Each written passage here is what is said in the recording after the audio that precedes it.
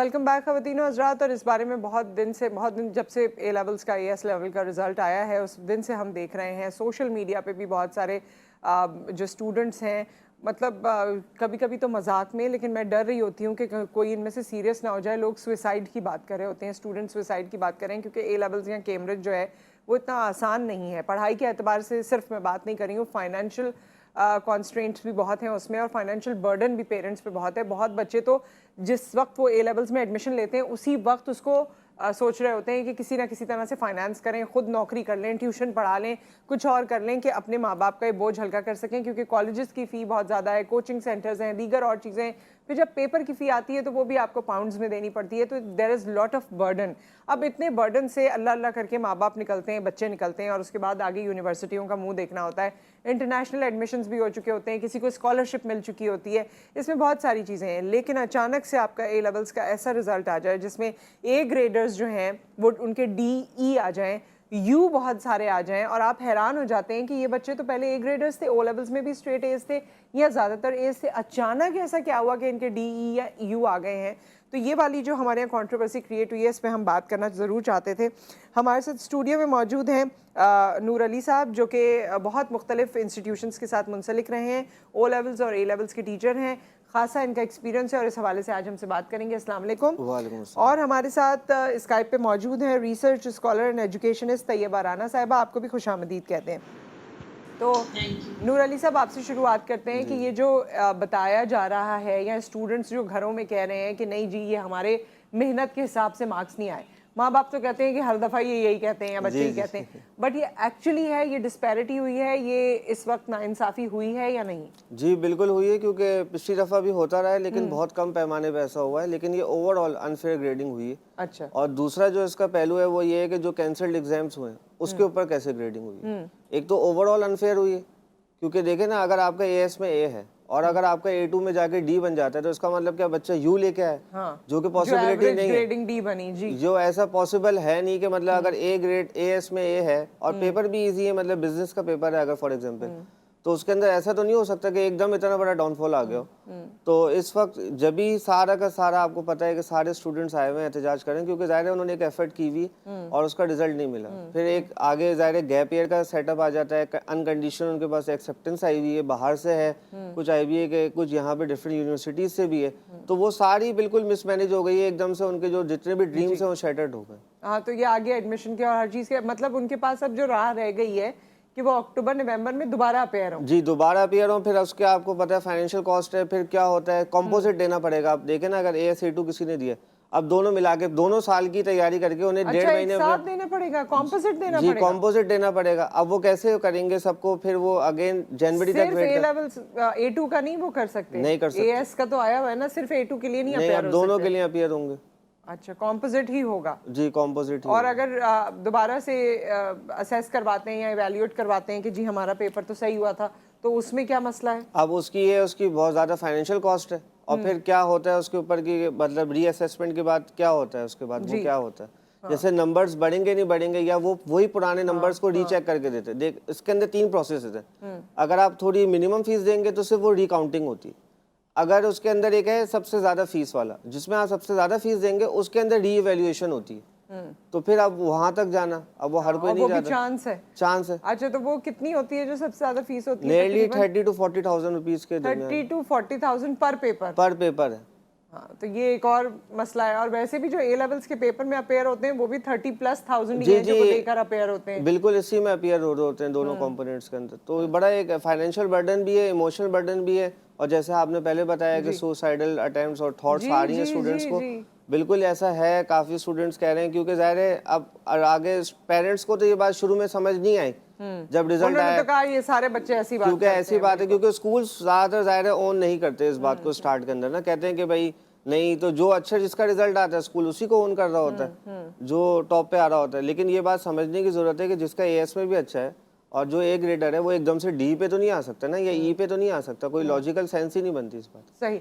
अच्छा तैयबा राना साहिबा, आप बताइए, इसमें इंस्टीट्यूशंस भी खामोश हैं और स्कूल्स की जिस तरह बात की जा रही है, मतलब कैम्ब्रिज के बच्चे जो हैं, कभी कभी तो हमें लगता है कि उनको बड़ा अच्छा ट्रीटमेंट दिया जा रहा है, AC कमरों में बिठा के उनके इम्तहानात होते हैं, बड़े लेविश किस्म के उनके कॉलेजेस होते हैं, स्कूल्स होते हैं, बड़ी सारी चीज़ें उनके लिए बहुत अच्छी हैं, लेकिन जब इस तरह का मामला होता है तो उनका कोई पुरसाने हाल ही नहीं है, कोई अथॉरिटी नहीं है जो उनके बेसिस पे बात कर सके। जी, बिल्कुल आप ठीक कह रही हैं कि ये उनके साथ मसला है। और क्योंकि मसला ये है कि ये चूँकि गवर्नमेंट ओन्ड स्कूल्स में ओ लेवल्स और ए लेवल्स नहीं हो रहा, तो दैट्स व्हाई उनके लिए वो बॉडीज़ और वो सब कुछ नहीं है जो उनके लिए आवाज़ उठा सके। और प्राइवेट स्कूल्स जो हैं वो ज़्यादा अपने money minting, we all know that, and उसमें फिर ये है कि वो उनके साथ चूँकि ब्रिटिश काउंसिल इसको करवाती है, तो वो उनके साथ तो इतने अपने ताल्लुकात नहीं खराब करते कि अपनी एफर्ट नहीं करते कि वो वो बच्चों के लिए करें। अच्छा, तो इसमें तो क्योंकि इससे कोई आपका भी, गर्ज नहीं है। सॉरी फॉर द इंटरप्शन, क्योंकि आपका ताल्लुक भी हायर एजुकेशन से है और जी, जी। आपका एक्सपीरियंस भी उसी हवाले से है, तो क्या यूनिवर्सिटीज़ में कोई सोच उजागर हुई है इस बारे में, या आपकी यूनिवर्सिटी में या आपके फ्रेटर्निटी में आप ये सुन रही हैं? बिकॉज आईबीए का मैंने एक पेपर देखा था कि उन्होंने कुछ चीज़ों में जी, जी। रिलैक्सेशन की है, तो क्या हाँ जी, यूनिवर्सिटी, रिलैक्सेशन। हाँ, तो इस वक्त जी, at this point in time for the students and there बिल्कुल। पेरेंट्स, क्या कोई चीज़ें रिलैक्सेशन हुई है? जी, बिल्कुल। अच्छा, उसमें मैं आपको ये बताऊँगी कि चूँकि ए लेवल्स के स्टूडेंट्स जो हैं वो ज़्यादातर एडमिशन्स जो हैं वो अब्रॉड लेते हैं, मेजॉरिटी ऑफ देम, या वो स्कॉलरशिप्स को वो करते हैं, या वो उसको आप कह लें कि वैसे खुद एफर्ट करके वो अब्रॉड या एडमिशन लेते हैं, या आप कह लें कि जो 2-3 बड़े अदारे हैं जैसे लम्स है, जैसे आईबीए है, वो उसमें ज़्यादा जी, जाते हैं। कोशिश यही अब होती है। हमारे पास जो है ए लेवल्स के बच्चों की बहुत बड़ी तादाद नहीं आती है। हमारे हुँ, पास जो है वो पूरे पंजाब से ज़्यादातर प्राइवेट स्कूल्स के बच्चे आते हैं और कॉलेजेस के बच्चे आते हैं। लेकिन वो इतनी बड़ी तादाद नहीं है ए लेवल्स के बच्चों की जितनी कि दूसरे इंस्टीट्यूट्स में या जो अब्रॉड जाते हैं हुँ, उनकी है। अब उसके लिए ये है कि हमारी यूनिवर्सिटी की एक रिलैक्स पॉलिसी इस सिलसिले में उन्होंने अपनाई है। एक तो ये किया है कि एडमिशन हमारा फॉल का स्टार्ट हो गया है, और उसमें वो बच्चे जो हैं उनको ठीक है। केटर किया जा रहा है, नहीं, सिर्फ नॉट, और उनको जो ये है। तो आपकी यूनिवर्सिटी के बारे में हो गया, और यूनिवर्सिटीज़ का आपने कुछ सुना? क्योंकि पंजाब में जी, रहते हुए और इतना कुछ नहीं ऐसी, सुना अभी तक, अभी इतना नहीं सुना हम लोगों ने, ठीक है, क्योंकि इसमें ये मसला है कि जो प्राइवेट यूनिवर्सिटीज़ हैं, उनका एडमिशन ज़्यादा मार्क्स पे नहीं डिपेंड कर रहा, उनका एडमिशन टेस्ट पे और इंटरव्यू पे डिपेंड करता है, जो बच्चे हमारा एक्सक्लूसिव टेस्ट देते हैं। ठीक है, अब उस टेस्ट के ऊपर अगर उसमें वो अच्छा जो है वो कर लेते परफ़ॉर्म हैं, कर लें। तो उनको एडमिशन मिल जाता है, उसमें कोई ऐसा मसला नहीं है। ठीक है। नूर अली साहब, एक तो टेंजिबल नुकसानात हैं जो हमें नज़र आ रहे हैं बिल्कुल। हमारे सामने, लेकिन इनटेंजिबल भी बहुत सी ऐसी चीज़ें हैं जो देर पा नुकसान इंसान के अंदर क्रिएट कर देती हैं, फीलिंग्स क्रिएट कर देती हैं, and that is not good for the person या फिर उसकी फैमिली या जिस जगह जी, वो जी। रह भी रहा है। तो ये सारे प्रोसेस का आप क्या मेंटल वेलबींग पे किस तरह का असर देख रहे हैं, इमोशनल वेलबींग पे किस तरह का असर देख रहे हैं, एंड लॉसेस क्या क्या देख रहे हैं आप इन बच्चों के हवाले से? देखिए, एक तो जो सबसे बड़ा साइकोलॉजिकल इफेक्ट उनके ऊपर पड़ा है, क्योंकि देखें डिप्रेशन, टेंशन ये तो वैसे ही चलते हुए आ रहे हैं। फिर पेरेंट्स ने एक इतनी बड़ी इन्वेस्टमेंट की हुई होती है, जी, उनकी एक्सपेक्टेशन इतनी ज़्यादा होती है, बच्चे भी एफर्ट कर रहे हैं। अब उसके हिसाब से रिजल्ट्स नहीं हो रहा तो ज़ाहिर है वो नेचुरली साइकोलॉजिकल इफेक्ट पे भी जा रहे हैं। डिफरेंट तरह की उनके पास नेगेटिव थॉट्स उनके जहन में ज़्यादातर आती जा रही हैं। इसके साथ साथ आगे उनके फ्यूचर प्रोस्पेक्ट्स के ऊपर जो इफेक्ट पड़ रहा है वो भी है। फॉर एग्जांपल 7 का कोई और स्टूडेंट है, वो आगे चला गया और ये लोग पीछे रह गए, 1 साल का गैप ईयर इनका आ जाता है, या फिर जो भी इनके साथ होता है अनकंडीशनल ऑफर है वो ख़त्म हो गई, तो वो तो सारे प्रोस्पेक्ट्स ख़त्म हो गए इनके, एकदम ये डिलूजनल हो जाते हैं, फिर चले जाते हैं। इसलिए इनको इस टाइम पे बहुत ज़्यादा सपोर्ट की ज़रूरत है, सबसे पहले पेरेंट्स पे, टीचर्स की भी। मेरा ये कहने का है कि टीचर्स और जो एडमिनिस्ट्रेशन के पार्ट हैं, स्कूल एडमिनिस्ट्रेशन, उन सबको इस वक्त सपोर्ट करना चाहिए। सपोर्ट करना चाहिए, बिल्कुल। जी। बिल्कुल, कॉलर हमारे साथ हैं, अस्सलाम वालेकुम। अस्सलाम वालेकुम। वालेकुम सलाम। जी, कौन है हमारे साथ? जी, मैं शमशाद बात कर रहा हूँ कराची से। जी, अच्छा, मैं ये कहना चाह रहा था मैम कि जो हमारी एजुकेशन है, हायर एजुकेशन है, वो तो चाहे ए लेवल है या ओ लेवल है, वो तो जो लोग रिपोर्ट कर सकते हैं वो कर लेते हैं। लेकिन मतलब ये है कि जितने भी हमारे सियासतदान होते हैं, गवर्नमेंट के अंदर लोग मौजूद होते हैं, वो कभी भी यानी सिर्फ यही कहते हैं कि जी लोअर जो हमारे लोग हैं उनकी एजुकेशन, गरीब बच्चों की एजुकेशन और जो जो शायद ऐसी है सही। तो इनकी एजुकेशन में जमीन आसमान का फर्क है। जी तो मैं ये चाहता हूँ कि कम से कम अगर हमारी मुल्क को तरक्की करनी है, जब तक एजुकेशन नहीं होगी हमारे बच्चों के अंदर, हमारी न्यू जनरेशन के अंदर एजुकेशन नहीं होगी, तो वो कभी भी जो खला है वो खत्म नहीं होगा अमीर और गरीब का। तो अगर सब अल्लाह के और अल्लाह के रसूल पे चलना चाहते हैं, उनके कहे हुए के ऊपर चलना चाहते हैं जी और करना चाहते हैं, हमारा मुल्क जो इस्लामी जमहूरिया पाकिस्तान है, इसलिए ठीक है, इतनी बिल्कुल। ज्यादा कुर्बानियों के साथ इतनी ज्यादा ये जी शमशाद साहब, ये टॉपिक बिल्कुल बिल्कुल मुख्तलिफ है, लेकिन आपकी बात सही है। देखिए, सबको तालीम का हक होना चाहिए और यकसां हक हुकूक हासिल होने चाहिए। जो माँ बाप इतनी मुश्किलों से कैम्ब्रिज में अपने बच्चों को पढ़ा रहे हैं, यकीन मानिए, मैं बाकी सबका तो नहीं कह सकती जो बहुत ही अफ्लुएंट बैकग्राउंड से हैं, वरना तो माँ बाप सिर्फ इसलिए कोशिश कर रहे हैं कि जी एजुकेशन अच्छी मिल जाए ताकि इसका फ्यूचर संवर जाए, क्योंकि माजरत के साथ लोकल सिस्टम में बहुत सारे फ्लॉज ऐसे हैं जिस पे अगर जिनको सही कर दिया जाए तो मेरे ख्याल में सभी लोग यहाँ चाहेंगे कि तालीम हासिल करें। क्यों नहीं हम चाहेंगे कि गवर्नमेंट के स्कूलों में बच्चे पढ़ें, क्यों हम प्राइवेट में पढ़वाते हैं? इस वजह से क्योंकि तालीम का मयार वहाँ पर जो दीगर और मसाइल हैं, गवर्नमेंट यूनिवर्सिटीज़ में लोग जाते हैं, वहाँ पर तालीम है, लेकिन गवर्नमेंट कॉलेज में भी चले जाते हैं मगर गवर्नमेंट स्कूल में नहीं जाते। तो ये तो एक वो टॉपिक है शमशाद साहब जो कि बहुत ही जिस पे डिबेट की जा सकती है, लेकिन इस वक्त हम क्योंकि इन बच्चों पे बात कर रहे हैं जिनकी आवाज़ कोई नहीं बन रहा, जिनसे पैसे तो बहुत ले लिए जाते हैं, बड़े बड़े नाम हैं, बड़े बड़े स्कूल हैं, जब माँ बाप के खिलाफ कोई कैंपेन चलानी होती है तो बहुत चला लेते हैं, लेकिन जब इन बच्चों के फ्यूचर की बात आती है तो इनकी आवाज़ कोई नहीं बना। और क्योंकि मरीम नवाज साहिबा ने, मैं उनको इस बात पे अप्रिशिएट करूंगी कि चले उन्होंने इस बात पे ज़रूर कोई बात की है, अदरवाइज तो किसी को बात की है उन्होंने, किया और कुछ नहीं है, लेकिन बात भी की तो चले एक बात आ गई कि पाकिस्तान के किसी ऑफिशियल ने कुछ कह दिया है, अदरवाइज तो बात भी कोई नहीं कर रहा है। अब बच्चे जो गैप ईयर की बात कर रहे हैं वो उसको आप किस तरह से देखते हैं? गैप ईयर लेंगे बच्चे? अब या तो देखें ना, रिपीट करेंगे, रिपीट के अंदर ये है कि अक्टूबर नवंबर में उनको कॉम्पोजिट देना होगा, फिर वो उनका रिजल्ट आएगा जनवरी के अंदर, फिर अगेन कि कैसा आता है रिजल्ट, फिर अगेन डाउटफुल हो जाती हैं चीज़ें। तो कुछ यूनिवर्सिटीज़ तो ये करती हैं कि भाई आपके हम कंडीशनल ऑफर को, अनकंडीशनल जो ऑफर होती है उसको आगे एक्सटेंड कर देते हैं, कंडीशनल कर देते हैं कि डिपेंडेंट ऑन द रिजल्ट के आप अपना इम्प्रूव कर जाएं। लेकिन अगेन अगर देखें किसी के 3 पेपर्स हैं, 3 में अगर खुदा ना खास्ता ये ग्रेड ख़राब हो गई डी, तो वो कैसे तीनों प्रिपेयर करेगा? 1.5-2 महीने के अंदर कैसे वो पेपर देगा?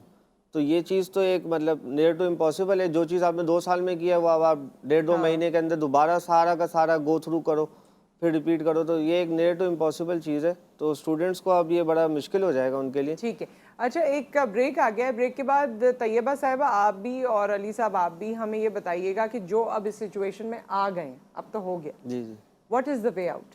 एज एजुकेशनिस्ट आपके पास या तैयबा साहिबा के साथ के पास इसका रिजॉल्व क्या है फॉर द स्टूडेंट्स? इस पर हम बात करेंगे आफ्टर द ब्रेक।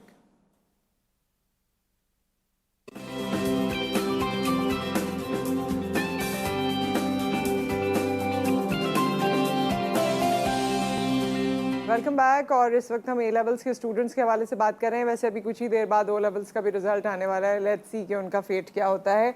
बट हम ए लेवल्स के जो रिजल्ट्स आए हैं उस पर बात कर रहे हैं। नूर अली साहब हमारे साथ मौजूद हैं, तैयबा राना साहिबा ने हमें ज्वाइन किया है स्काइप पर, और मैं आप दोनों से ये सवाल करना चाहती हूँ कि व्हाट नेक्स्ट? अब जो पेरेंट्स हैं या स्टूडेंट्स हैं उनके लिए क्या नेक्स्ट होना चाहिए या क्या आइडियल इस सिचुएशन में हो सकता है? आइडियल तो यही है कि ब्रिटिश काउंसिल जो है वो री-इवैल्यूएट करे तमाम ग्रेड्स को, क्योंकि देखें इसके अंदर अब अगर फॉर एग्जांपल 10, 11, 12 के ऊपर जो पेपर्स मिस हुए थे 10, 11, 12 मई के, तो अगर कोई प्राइवेट कैंडिडेट था तो उसका तो पिछला रिकॉर्ड भी नहीं है कोई, तो आपने कैसे उसकी असेसमेंट की? पहला तो सवाल ये है। और जो नहीं मिस हुए, अब अगर आपने ग्रेड थ्रेशोल्ड्स देखे हैं तो उसके ऊपर भी 75 में से आपका 40-45 के अंदर आप दे रहे हैं ए दे रहे हैं, हाँ। ए दे रहे हैं, तो फिर कैसे हो सकता है कि वो बंदा जो है वो डी और यू पे ओवरऑल अब 40-45 भी नहीं आएंगे, ऐसा भी मसला नहीं। अब ऐसा नहीं है कि स्टूडेंट्स के नहीं है, तो कोई ग्रेड थ्रेशोल्ड्स भी नहीं बढ़े, तो they have to reassess and reevaluate all the grades, ये ओवरऑल करना पड़ेगा। और इसकी प्रेसिडेंस मौजूद है, प्रेसिडेंस इसकी मौजूद है, पहले ऐसा हो चुका है बिल्कुल। और कौन से ईयर में हुआ था गालिबन, कुछ याद है? यस 4-5 इयर्स अगो इस तरीके से उन्होंने किया था। ठीक है, तो पहली ये चीज़ है, अगर ये नहीं होता देन स्टूडेंट्स को क्या? अब ये नहीं होता तो देखे ना, फिर तो स्टूडेंट्स के ऊपर बहुत सारा बर्डन आ जाएगा कि वो किस किस को रीइवैल्यूएट करवाए। अगर एक पेपर होता है या एक में होता है, एक हिट हो जाता तो वो उसको रीइवैल्यूएट करवा लेते, लेकिन ये तो अब एक ट्रांसपेरेंसी ख़त्म हो जाएगी ना ब्रिटिश काउंसिल की। अब क्या करेंगे लोग, पीपल विल शिफ्ट ओवर, दूसरी जगह जाने की करेंगे। अब क्या करेंगे फिर? मतलब मैट्रिक सिस्टम के ऊपर यही होता है कि ट्रांसपेरेंसी नहीं है, ये नहीं है, तो वो यहाँ पे आते हैं कि नहीं एक अच्छा निज़ाम है, सीखेंगे, पता चलेगा। तो अगर अब ये भी नहीं है तो फिर क्या है? तो बस देयर इज नथिंग लेफ्ट। तो ये इतना बड़ा डिल्यूजन सिचुएशन है कि British Council has to take some action, और ये तमाम स्कूल एडमिनिस्ट्रेशन वगैरह सबको मिलके एक आवाज़ उठानी चाहिए। क्योंकि अगर हर स्कूल कहेगा कि नहीं मेरे अनफेयर ग्रेडिंग हुई है मेरे स्टूडेंट्स के साथ, तो फिर वो एक बनेगी कुछ ना ना सोर्स। कुछ हो हर सकता है। कोड वाला जिसका एक कोड दिया हुआ है ब्रिटिश काउंसिल ने पेपर का, तो हर स्कूल अगर उठाता जाएगा ये आवाज़, तो वो फिर एक कंबाइंड एक एफर्ट बन कॉम्पोजिट जाएगा। आवाज बनेगी, बिल्कुल। कॉम्पोजिट पेपर की जगह। हमारे साथ कॉलर हैं, अस्सलाम वालेकुम। जी वालेकुम अस्सलाम। जी राना खान साहिबा। हेलो। जी राना साहिबा। कौन बोल रहे हैं? नुसरत? जी मैं नुसरत हारिस बात कर रही हूँ और आप ऑन एयर हैं, सब आपको सुन रहे हैं, फरमाइए। अच्छा, मैं ये बात करना चाह रही हूँ कि मैंने भी बहुत सारे इदारों में पढ़ा है, जी। ठीक है, बहुत सारे इंस्टीट्यूशन में पढ़ा है, और ओ लेवल्स को भी पढ़ाया है, मैट्रिक सिस्टम को भी पढ़ाया है। अब मैं छोड़ चुकी हूँ, ठीक है। क्योंकि अब मैं देख रही हूँ जो अब हम मेरे बच्चे के बाद जो अब नस्लें आ रही हैं, इवन मेरे बहन भाइयों के बच्चे, यकीन करें फीसें इतनी हाई हो गई हैं जी। और रिजल्ट भी कोई खास नहीं आ रहा है। और बच्चों को ये है कि बेटी को पढ़ाएंगे तो ओ लेवल्स करेंगे, बेटा करेगा तो मैट्रिक में। घर में ही इतनी बड़ी ये डिस्क्रिमिनेशन आ गई है, घर में ही इतनी एंजाइटी आ गई है। मुझे ये बताएं, सिर्फ बातें करने से नहीं होगा कि हम टीवी पे बात कर लेंगे या 4 लोगों में। ये पूरे का पूरी हमें एक मुहिम चलानी पड़ेगी जिसपे हर प्राइवेट इदारे, ठीक है, हम भी चाहते हैं एजुकेशन अच्छा रहो, हम भी दुनिया से कम्पीट करना चाहते हैं, हम भी पाकिस्तान को आगे बढ़ाना चाहते हैं, मगर कैसे? मैं तो देख रही हूँ कि ये बातें कर, एक दफा हुआ था कि बिकन हाउस और इनकी फीसें कम कराई जाएंगी, एक स्टैंडर्ड पे लाई जाएंगी। यकीन करें वो मामला दब गया। हाँ, अब नो हम क्या नो चाह रहे हैं उस कि पेरेंट्स कैंपेन के का साथ साथ हमारी का यूथ नाम जो है, था वो नो बिल्कुल फी टिल anxiety लो में फी। चली जाए, वो हेल्दी कंपटीशन उनकी ना रहे, ठीक है। वो एक दूसरे बच्चों से जले, वो कुछ ना करेंगे तो सही फिर वो बात। क्या करेंगे? राना साहिबा, आपसे इंशाल्लाह किसी वक्त दोबारा बात करेंगे। बहुत अच्छी आप बात कर रही हैं, वक्त लेकिन मेरे पास कम है और मुझे दूसरे पार्टिसिपेंट का भी व्यू पॉइंट लेना है। Thank you so much for the call, और आप हमें ज़रूर कॉल किया कीजिए। जी तैयबा राना साहिबा, आप कंक्लूड कर दीजिए और जो सोल्यूशन आपको समझ आता है आप वो बताइए। अच्छा, इसमें मैं 1-2 बातें करना चाहूँगी। एक तो ये है कि जब भी इस किस्म की सिचुएशंस होती हैं कहीं भी, जैसे हड़तालें होती हैं, आपने तो बहुत ज़्यादा फेस किया कराची में ये सब चीज़ें हम लोगों ने, तो वो डेफिनेटली असर पड़ता है। एक तो आवाम को भी ये बात समझने की ज़रूरत है कि इतना हमें जो है वो डिस्ट्रप्शन लाइफ में नहीं करनी चाहिए। प्रोटेस्ट डजंट मीन कि आप जो है वो दूसरे लोगों की लाइफ को ख़राब कर दें। एक तो ये बात। दूसरी बात यह है कि इसका हमेशा इम्पैक्ट होता है। आप ये देखिए कि जब कभी भी जैसे पंजाब बोर्ड की मैं आपको थोड़ी सी 1-2 मिसालें दूं कि कभी ऐसा हुआ कि पेपर्स का हुआ तो वो एवरेज ही मार्क्स दिए जाते हैं, हमेशा ये हमेशा ही होता है। आई डोंट थिंक सो कि ब्रिटिश काउंसिल जो है वो उसको रिवाइज करेगी। हम इसको आवाज़ तो उठा सकते हैं, लेकिन चूंकि इतने लाखों कैंडिडेट्स हैं तो अब इसका क्या हल हो सकता है? इसका एक हल तो ये हो सकता है कि इंटरनल ग्रेडिंग जो हुई है बच्चों की स्कूल्स में, उसको बेस बना के उनको मार्किंग कर दिया जाए। या दूसरी बात ये है कि यूनिवर्सिटीज़ को और कॉलेजेस को इस बात का पाबंद बनाया जाए कि वो उनको जिस भी वो फील्ड में जो है वो एडमिशन लेना चाहते हैं उनको फैसिलिटेट किया जाए, क्योंकि ये एक बहुत बड़ी बात है। ब्रिटिश काउंसिल अगर रिवाइज भी करेगी तो वो डेफिनेटली फिर फी लेगी पेरेंट्स से, और वो सारा एक बड़ा लंबा प्रोसेस है। सही बात। सर आपके साथ बैठे हैं, वो जानते हैं इस बात को, और इससे स्टूडेंट्स का टाइम भी वेस्ट होगा। तो अब इस वक्त मेरा ख्याल है कि वे आउट ये है कि हम जो है वो इसको बच्चों के ग्रेड्स को जो है वो जस्टिफाई कर दिया जाए और उनके एडमिशन में कोई मसला नहीं होना चाहिए, not only in Pakistan but abroad भी जो यूनिवर्सिटीज़ हैं, क्योंकि a lot of our students they take admission in UK and US, तो ये पाकिस्तान का फॉरेन ऑफिस भी इस सिलसिले में हेल्प कर सकता है हमारी, और उन बच्चों का जो एडमिशन है वो उसको फैसिलिटेट कर सकता है जो बच्चे बाहर एडमिशन लेना चाहते हैं और ग्रेड्स की वजह से उनके लिए मसला बन रहा है। तो ये मेरा ख्याल है कि 2-3 जो हैं वो वे आउट हो सकते हैं इस सिचुएशन में, जिसमें कि टाइम भी बच्चों का वेस्ट ना हो और उनका मसला भी सॉल्व हो जाए। सही। नूर अली साहब, थोड़ा सा पेरेंट्स को भी अगर आप कुछ कहना चाहें इस हवाले से। देखिए, पेरेंट्स को इस वक्त सबसे ज़्यादा अपने जो बच्चे हैं उनको सपोर्ट करने की ज़रूरत है, क्योंकि इस वक्त वो बहुत ज़्यादा डिफरेंट सिचुएशन से गुजर रहे हैं। ज़ाहिर है एक टीनेज भी है, उसके साथ साथ फिर ये एक जो मसला इतना बड़ा इशू खड़ा हो गया है, तो फुल सपोर्ट करने की ज़रूरत है। देखें, आपके बच्चों ने तमाम एफर्ट्स किए हैं, दे नो कि आपने उनके ऊपर कितना खर्चा किया हुआ है, कितनी इन्वेस्टमेंट है, उनके अपने टाइम की इन्वेस्टमेंट है, इमोशंस की इन्वेस्टमेंट है, तो they all are aware of it, और वो इस वक्त सिर्फ आपकी सपोर्ट चाहते हैं।